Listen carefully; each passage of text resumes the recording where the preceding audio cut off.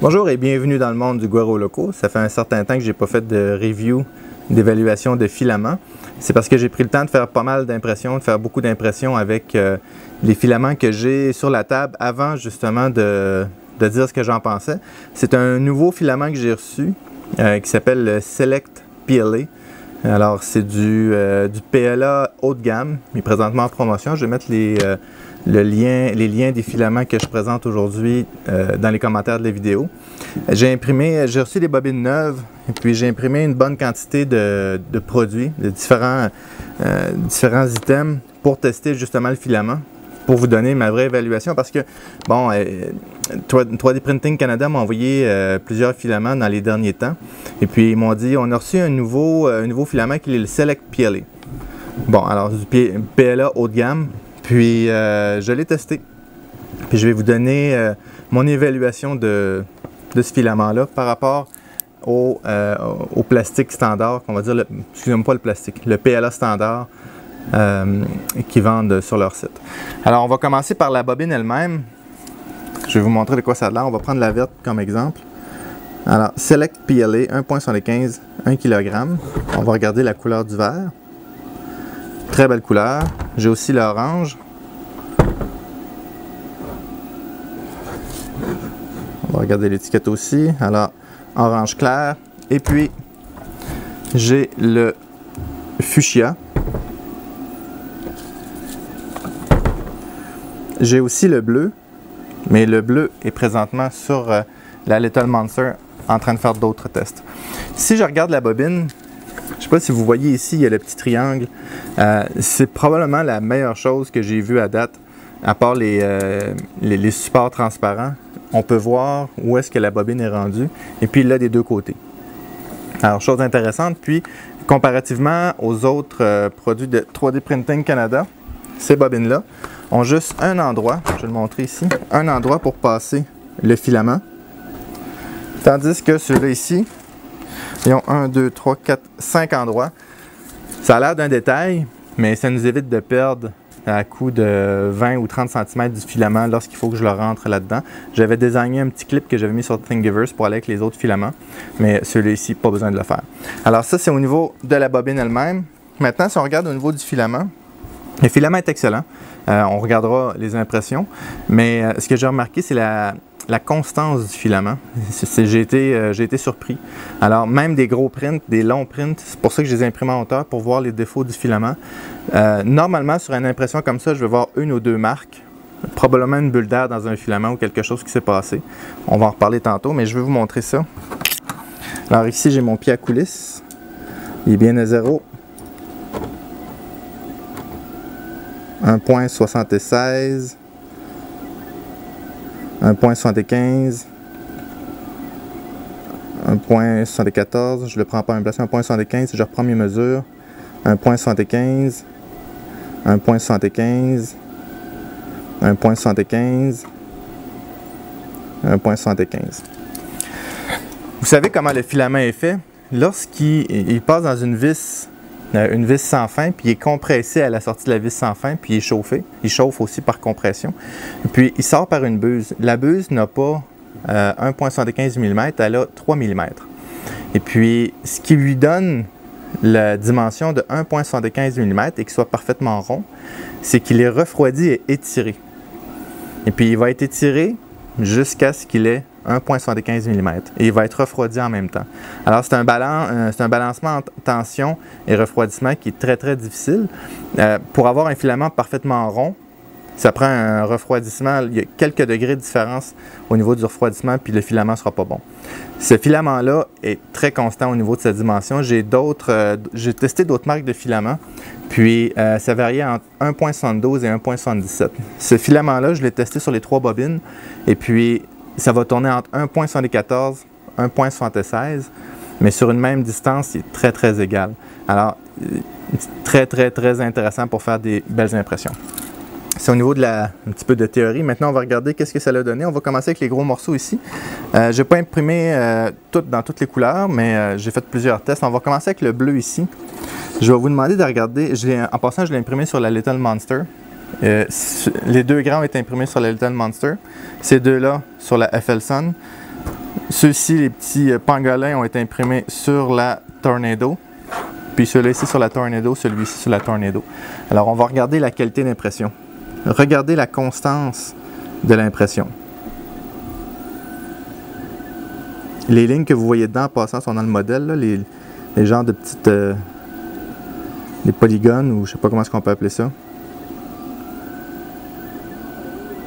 Alors, je vais le repasser, je vais le tourner tandis que je le déplace. Alors, je ne sais pas si vous voyez la constance du filament. Maintenant, on va regarder avec l'orange. Alors, je vais le tourner en même temps que je l'avance pour vous montrer. Le focus a de la misère parce que c'est une surface luisante. Le filament est extrêmement constant. Si on regarde la base, il est constant et brillant. Maintenant, on va regarder avec la FLSun, qui est une imprimante d'entrée de gamme.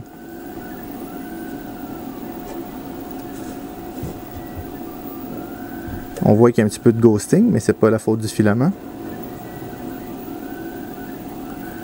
Le filament est extrêmement beau, extrêmement brillant.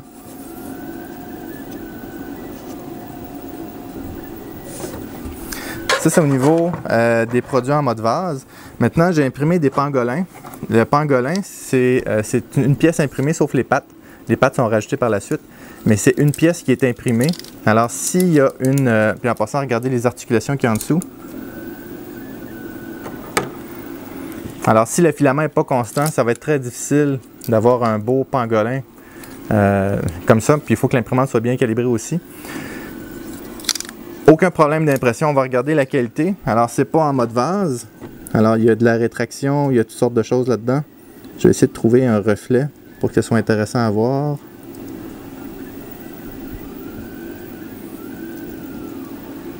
Comme ça ici, peut-être.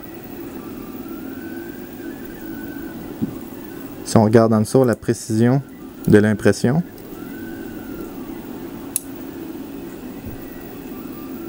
La définition ou l'œil. Un petit peu de ghosting, parce que je l'ai imprimé à une bonne vitesse quand même. Puis j'ai essayé les 4 filaments pour voir si les 4 allaient réagir pareil. Et puis écoutez, c'est... je vais vous le montrer là. Les 4 ont exactement la même qualité d'impression, la même facilité de les décoller ensuite. C'est sûr que les pièces sont un petit peu fusionnées lorsqu'on les imprime, mais ça a été très facile à décoller. En passant, c'est des belles impressions à faire. Puis, si vous regardez, je vais montrer lui en dessous, il n'y a presque pas de stringing, de petits filaments en dessous. Je l'ai imprimé à 215 degrés, avec un bed à 50. Puis, il n'y a pas de petits filaments partout. J'ai essayé avec d'autres filaments de la base, puis il y avait des petits filaments partout. Je vais vous montrer aussi maintenant. Alors, je vais mettre mes petites bestioles sur leurs pattes. Pour ça, je vous invite à en imprimer quelques-uns. Ils sont assez longs à imprimer, ça prend beaucoup de plastique. Mais pour valider la qualité, pas de plastique, mais de matériaux, pour valider la qualité de vos matériaux avec ça, c'est tout qu'un test, je vous le dis.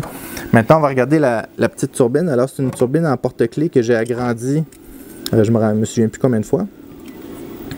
Mais elle tourne en passant, c'est un porte-clés, ça peut servir de fidget. Alors, on va regarder la qualité d'impression, si j'arrive à faire le focus.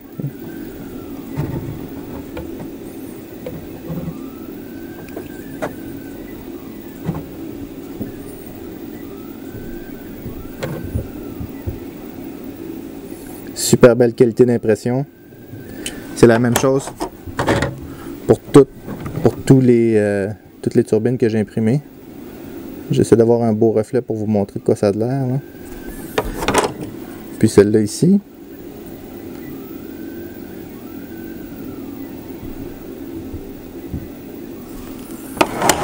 J'ai aussi imprimé un cube de test sur ma Little Monster. Pour une calibration, je l'ai faite de 40 par 40. Puis, je l'ai mis à 10% de remplissage. Je m'attendais à ce que le dessus ne soit pas nécessairement beau, étant donné qu'il y avait un 10% de remplissage. Mis à part trop de matériaux que j'ai envoyé, on voit un petit peu sur le dessus. J'ai envoyé un petit peu trop de matériaux, mais le reste, il est vraiment bien couvert. Ça, c'est le dessus. T pour top. J'ai été surpris parce que le bridging, normalement, avec un faible taux de remplissage comme ça, le bridging est pas super beau. Puis je pense que j'ai juste mis 2 couches sur le dessus. Alors je vous le remontre. Je m'attendais à ce que le dessus gondole un peu, pas du tout. Alors je l'ai imprimé aussi à 215. Alors le matériau est excellent pour le bridging. J'aurais dû faire des tests de bridging, peut-être éventuellement. J'ai quand même pas loin de, je pense au total 60 heures d'impression. Si je mets tout bout à bout, j'ai fait 60 heures de tests d'impression avec ce filament-là pour vous donner un review. C'est vraiment un PLA Select haut de gamme. C'est un produit que j'utiliserais pour faire des impressions de qualité, pour faire des démonstrateurs, pour faire des belles pièces. Au niveau, j'ai fait des tests aussi avec la chaleur. J'ai un fer à air chaud pour souder. Puis je l'ai testé à de l'air à 420 degrés. Ce que j'ai remarqué par rapport à d'autres filaments, peut-être un peu plus économiques, il va moins rapetisser en longueur. Il va rapetisser un petit peu, mais presque pas. Puis, une fois qu'il a été chauffé et refroidi, il est beaucoup moins cassant, il garde sa flexibilité. Les autres, une fois qu'ils sont chauffés, lorsqu'on les déplie, ils vont être portés à casser. Aussi, il va fondre à une température plus élevée un petit peu. Il va ramollir à une température inférieure, mais il va fondre à une température supérieure.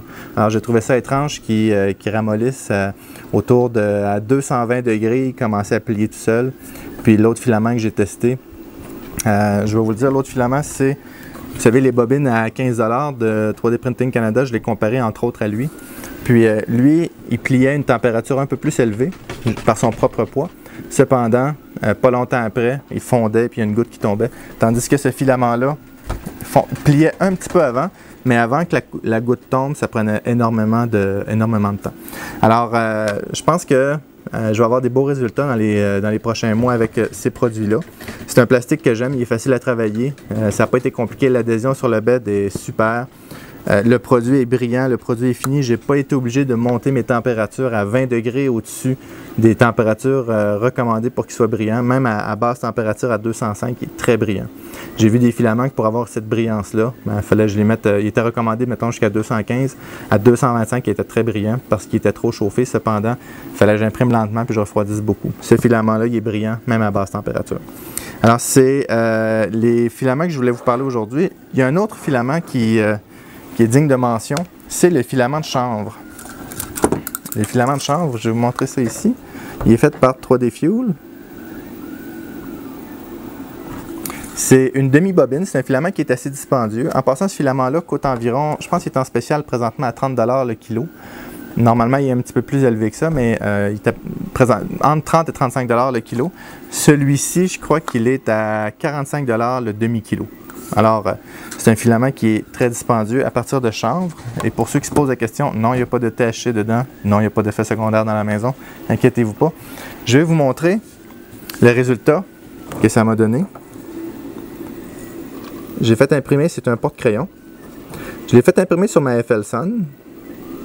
Et regardez l'effet que ça donne, l'effet bois. C'est complètement fou. On dirait vraiment une pièce en bois, un morceau en bois. C'est un super beau filament. J'ai essayé le café, j'ai essayé le bronze, j'ai essayé le cuivre, j'en ai essayé un autre aussi. Ah, j'ai essayé celui aussi à la bière. Celui à la bière qui avait une texture particulière, très intéressante, qui était un peu abrasif. C'était intéressant comme texture. Mais celui-ci, celui de chanvre, est vraiment exceptionnel. Il y a juste un défaut, par exemple. Il sent vraiment mauvais. Alors, j'ai imprimé, j'en ai imprimé 2 comme ça. Puis, je ne sais pas pourquoi le PLA, normalement, ne dégage pas de produits toxiques dans l'air. Cependant, je suis venu les yeux irrités avec ce produit-là. Puis, vraiment les yeux qui me piquaient. Il y a peut-être quelque chose dans le chanvre. Je suis peut-être allergique au chanvre aussi, je ne sais pas. Mais si vous imprimez ces filaments-là, faites-le dans un endroit aéré. 1 pour l'odeur, puis 2 pour les yeux irrités. C'est le review que je voulais faire aujourd'hui. J'espère que ça vous a éclairé sur vos choix de filaments. J'espère que vous avez apprécié les différents tests que j'ai faits. Évidemment, je ne jouerai pas avec ces pangolins-là. C'était vraiment pour faire des tests pour vous montrer la différence entre certains filaments. Puis, si vous voulez imprimer des belles pièces, quel filament utiliser ou des pièces un peu plus particulières comme ça ou des pièces plus précises. Je ne l'ai pas montré, mais c'est ici, je voulais tester la précision du filament. Puis, c'est C'est une roue Nautilus, c'est vrai. C'est le fun à jouer avec.